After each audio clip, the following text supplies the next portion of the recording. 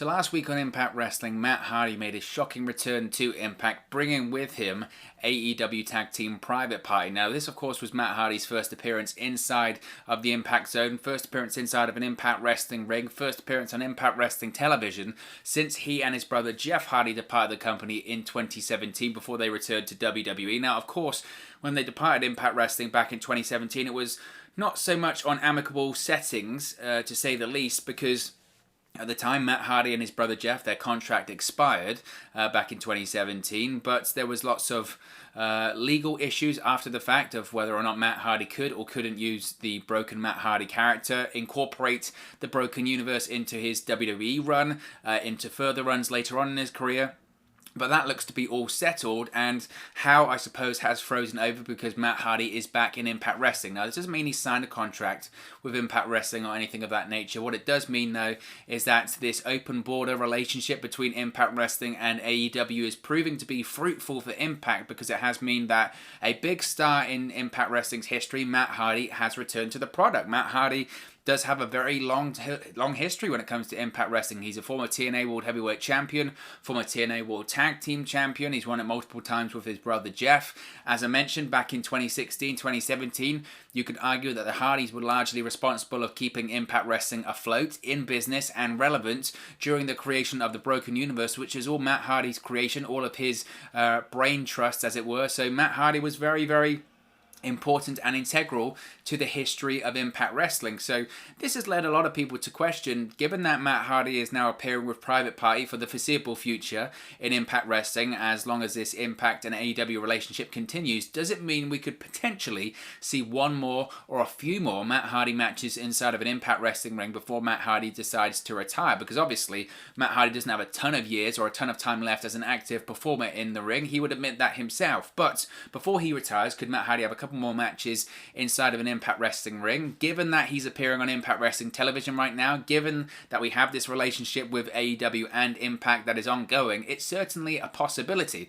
That's led me to think, who on the Impact Wrestling roster could Matt Hardy potentially face in the future? Now, I've had a bit of a think, and I've got some Impact Wrestling names and stars who I think potentially could benefit or indeed face Matt Hardy in the future. So let's get straight into these names, and let's start with maybe the most obvious. That's the Impact World Champion, Rich Swann. I think if you come into Impact Wrestling, given the star of someone like Matt Hardy, given the status of someone like Matt Hardy, given that the history that Matt Hardy has with Impact Wrestling, you would think that you would go straight to the top. As I mentioned when I was discussing Matt Hardy's career in Impact Wrestling, Matt Hardy is a former TNA World Heavyweight Champion. He is a former World Champion in Impact Wrestling. He is woven into the fabric of what Impact Wrestling was in terms of its history. So if Matt Hardy was just to come in to have one match in Impact Wrestling, you would probably think it might be against the World Champion, whoever that may be.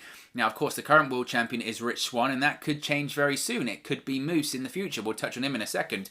It could be Kenny Omega in the future. There's certainly a lot of discussions and opinions, reports and rumours, rumour and innuendo, as Conrad Thompson would say, about who potentially could be the Impact World Champion in the future, or what plans are in place for the Impact World Championship going forward. All that I know is that if Matt Hardy was to have a match in Impact Wrestling, I think the first option would probably be the Impact World Champion, whoever that may be, and that right now is Rich Swann. I think Matt Hardy and Rich Swann could have some excellent matches. I think Rich Swann fits the kind of person that Matt Hardy would work best with at this point in his career. He could bump for him. We could see some high-flying offense from Rich Swann, but he could also sound Matt Hardy's offense really well. I think the contrasting characters that you would have in place there, Rich Swann being this high-energy, optimistic, charismatic champion, going against Matt Hardy, who of course at this moment in time, I mean anything can change in the future, but at this moment in time Matt Hardy is playing this the Big Money Matt character. He's gone back to being Big Money Matt, but it's a twist now. Instead of it being Big Money Matt the World Champion, he's sort of morphed into Big Money Matt the Manager, where he manages Private Party, possibly takes advantage of him. It's kind of a Don King, Mike Tyson scenario, whereby Matt Hardy's taking the majority of the money, but just by setting up the matches, but actually not competing them when it comes to Private Party. What better way to become big money once again? What better way to make the big money once again than face the current Impact World Champion? To me, that makes a lot of sense. So if Matt Hardy was just to have one match in Impact Wrestling, I think it probably would be against the World Champion. I certainly don't think Matt Hardy would win. I don't think Matt Hardy, and he'll probably admit this himself, he doesn't have any business being a world champion at this point in his career. What he does have a business in doing, though, is elevating younger talent, making new stars, and helping talent reach their full potential and get to the next level. And I think he could definitely do that with Rich Swann. There's a lot of discussion at the moment when it comes to Rich Swann of, is he worthy of being in the main event? Is he worthy of being a world champion? And I always say this because I don't think you can really make a good justification on it right now. The jury's still out for me. Has he proved everyone wrong? I don't think so. Has he proved everyone right? I don't think so right yet. I think there is still time to go. And ultimately, the best way to review it will be once his championship reign is over. And I think defeating someone like a Matt Hardy, sharing the ring with someone like a Matt Hardy, whether it's an Impact Plus main event or even a pay-per-view main event in the future, I think that would go a long way to help elevate Rich Swann, cement him and say, look, this is a world champion level athlete, this is a world champion level star, beating former champions, beating legends, beating historical names that people like Matt Hardy in the pro wrestling business, I think would really help that. So I think a Rich Swann Matt Hardy match I certainly would be interested in. Now, of course, I mentioned this guy next. I mentioned Moose just a second ago, and obviously I think this depends on what character Matt Hardy is, what your perception of him is. Right now, it would appear that he's a heel. He's a heel. Now, I don't think he's a full-blown heel as of yet. I don't think he's confirmed hard-edge heel, you know, that kind of deal. But to me, it's obvious that Private Party, they kind of turned heel last week on Dynamite, right? And they're going to be displaying more heelish tactics.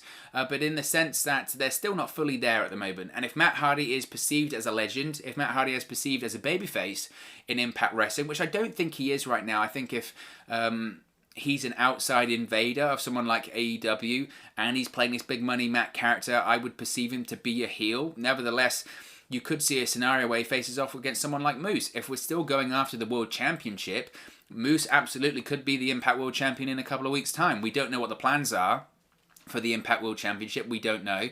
It looks like we're going to get Rich Swann versus Moose very soon. I would suspect probably at No Surrender on February 13. And anyone really could win that match. I don't think that one's cut and dry at all. So we could see a similar situation where I said that the only match Matt Hardy has inside of an Impact Wrestling ring now is for the Impact World Championship. That could certainly be against Moose. And we saw it Hard to Kill. Look, Moose can be a babyface for one night. He can do that easily. If he feels like he's defending the honor of Impact Wrestling, if he feels like he's going up against people invading from AEW, which Matt Hardy technically, despite his history with Impact, would count as, then he's not afraid to become a babyface for one night. So in the same way that a Matt Hardy versus Rich Swann match could work for the World Championship, and he could help elevate Rich Swann to the next level, I think he could do the same with Moose. Now, I could almost argue that maybe this one's more likely than the Rich Swann one, because it's very obvious Impact, they're all in when it comes to Moose. They are dead set on making him a big star and arguably the face of the company. He's got the grand entrance. He's been carrying around the TNA World Heavyweight Championship. He beat EC3. Despite him losing to Willie Mack, he really came out on top there. When Alex Shelley couldn't compete, Moose was put into the six-man tag team match at Hard to Kill.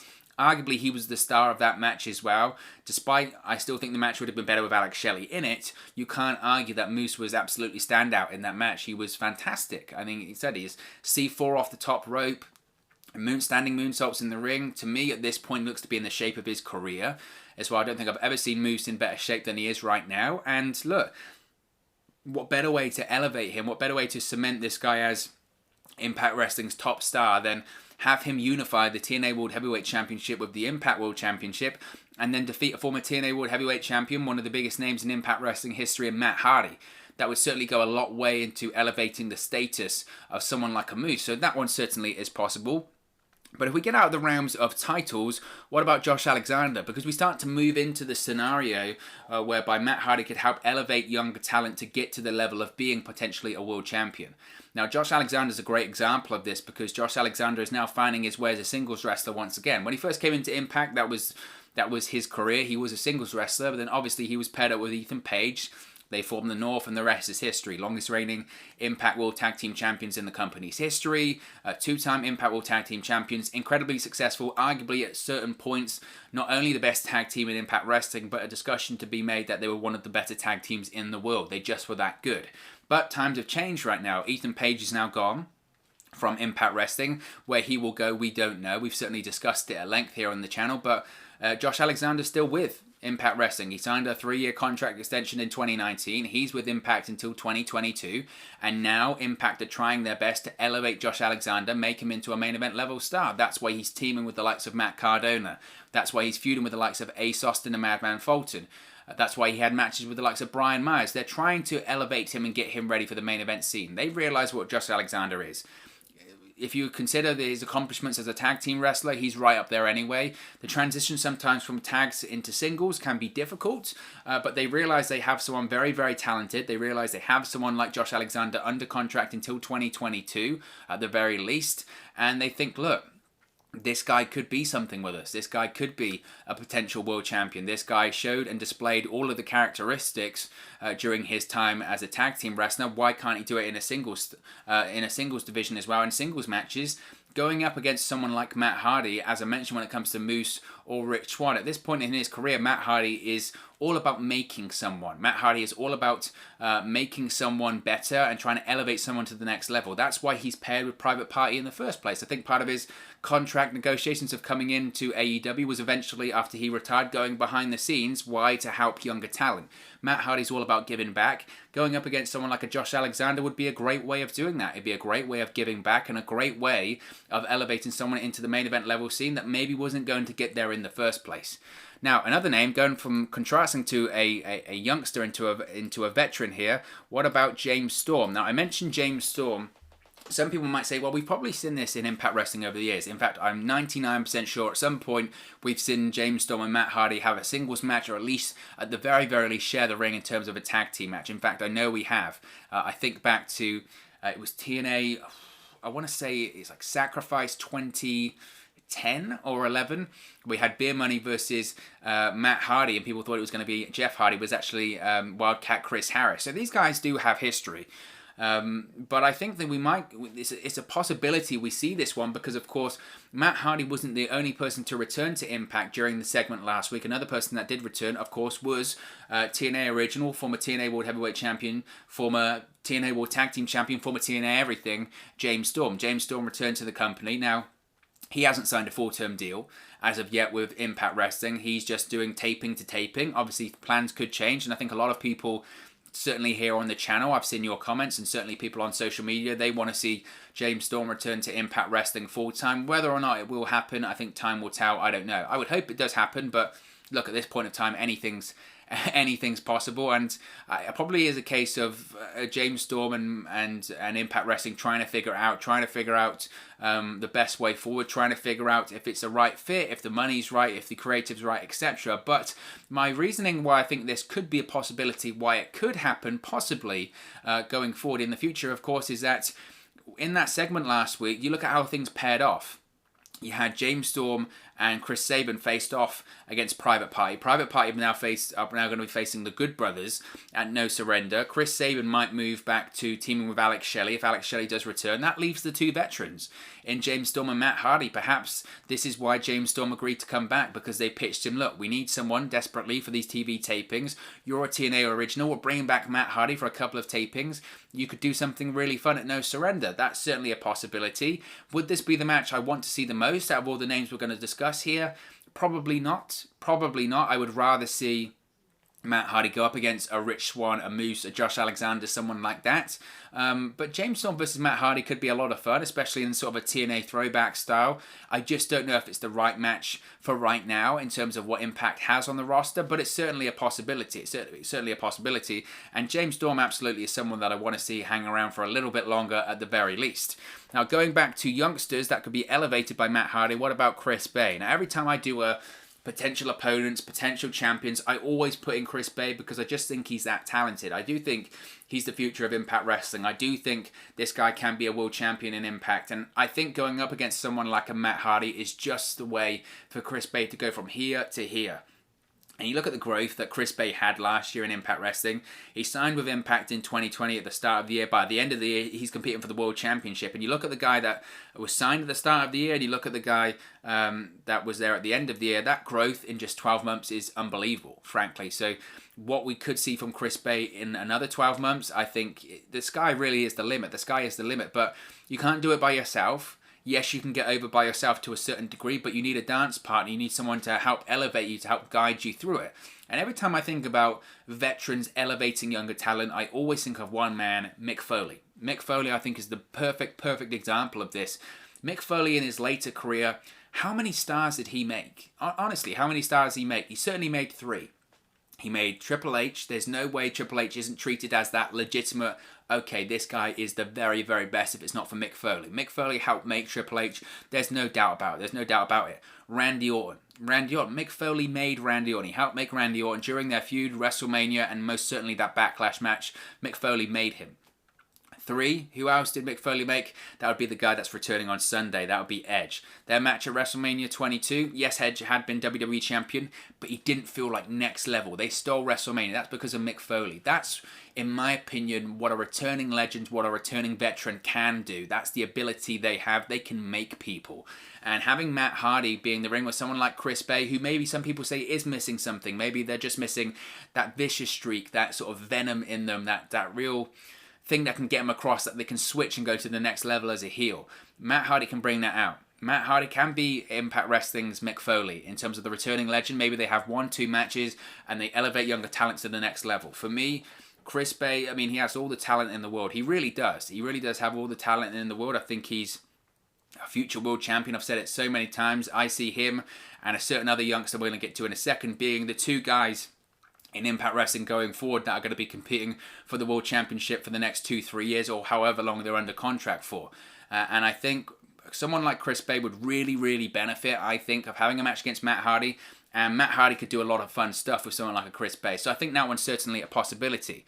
Now this one is interesting, and hear me out. What about Crazy Steve? The reason I say Crazy Steve, and I know some people might say, why on earth would you waste Matt Hardy versus someone like Crazy Steve? Why wouldn't you have it against a Rich Swann, a Moose, a Josh Alexander, a Chris Bay, someone else?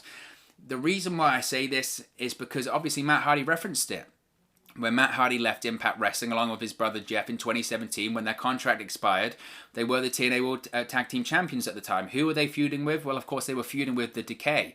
The Decay was Rosemary, Crazy Steve, and the Monster Abyss. Now, at the time, Matt Hardy and Jeff Hardy, their contract expired, but they were still TNA World Tag Team Champions, and they had to get the titles off of them. How did they do it? They did the dumb teleportation angle where Crazy Steve and Abyss stole the tag team titles and then teleported back into Impact, and the Hardys were lost in that other dimension. I don't know.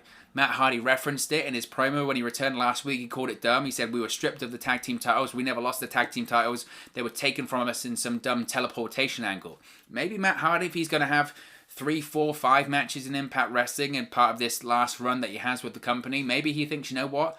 I want to tie up that loose end. Maybe they teleport, and this is where you can get really crazy. They can teleport back into that stage, and he could pair off with Crazy Steve and get back his tag team championships. I don't know.